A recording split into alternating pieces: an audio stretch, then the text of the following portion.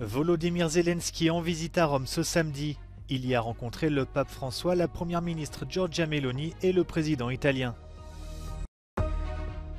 L'armée ukrainienne affirme avancer autour de Bakhmout. Les combats et les bombardements se poursuivent dans l'est du pays.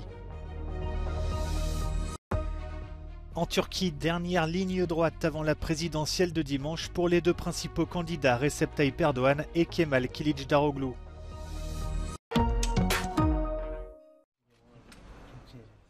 Avant une visite à Berlin, Volodymyr Zelensky a été reçu ce samedi à Rome par le pape François et les dirigeants italiens. Selon le Vatican, l'entretien entre le pape et le président ukrainien d'une durée de 40 minutes a porté sur la situation humanitaire et politique en Ukraine.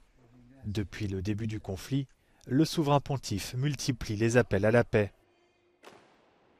La première ministre italienne Giorgia Meloni a pour sa part assuré le soutien de l'Italie pour une intégration progressive de l'Ukraine dans l'Union européenne et pour une intensification du partenariat avec l'OTAN.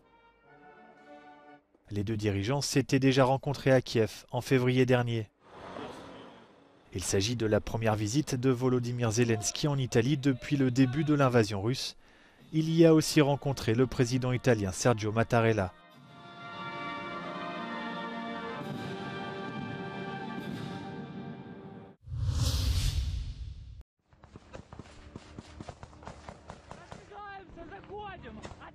Vidéo à l'appui, l'armée ukrainienne affirme avancer autour de Bakhmout, devenu depuis plusieurs mois l'épicentre des combats. Moscou n'a pas commenté ces affirmations, mais accuse Kiev d'avoir utilisé des missiles britanniques de longue portée pour viser des cibles civiles dans la région de Lougansk, sous contrôle russe.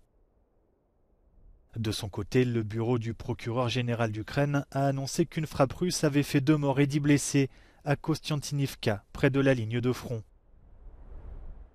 Sur ces images aériennes, la ville de Marinka dans la région de Donetsk, dévastée par les bombardements.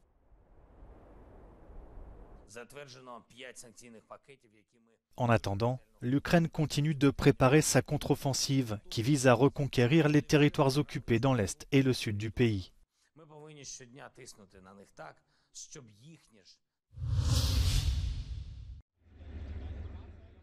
L'Allemagne a annoncé la préparation d'un nouveau plan d'aide militaire à l'Ukraine de 2,7 milliards d'euros. Le paquet comprend notamment la livraison de 30 chars Léopard supplémentaires, 2 véhicules blindés, 2 drones de surveillance, 2 systèmes de défense anti-aérienne et de munitions. Il s'agit du plus important plan d'aide fourni par le pays depuis le début de l'invasion russe. Après une visite en Italie, le président ukrainien Volodymyr Zelensky est par ailleurs attendu à Berlin ce dimanche.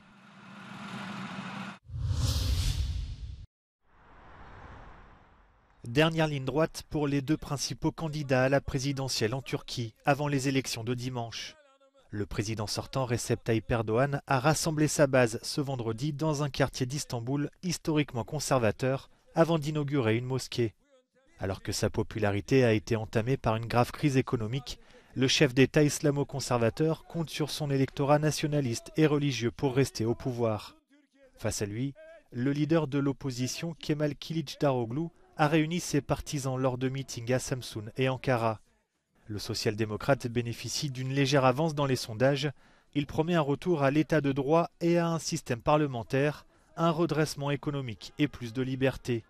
Les jeunes et les Kurdes devraient majoritairement voter pour lui.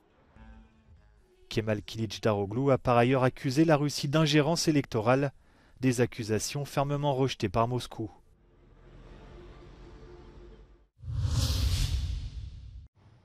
Twitter aura bientôt une dirigeante. Elon Musk annonce que cette femme, pour l'instant anonyme, prendra ses fonctions dans 6 semaines. Le propriétaire de Tesla ou de SpaceX laisse donc sa place à la tête du réseau social. Il se consacrera à d'autres tâches de président exécutif et de directeur de la technologie. Elon Musk a acheté la plateforme pour 44 milliards de dollars l'année dernière. Il a licencié une grande partie des collaborateurs et pris des décisions éditoriales controversées, comme la création de comptes payants.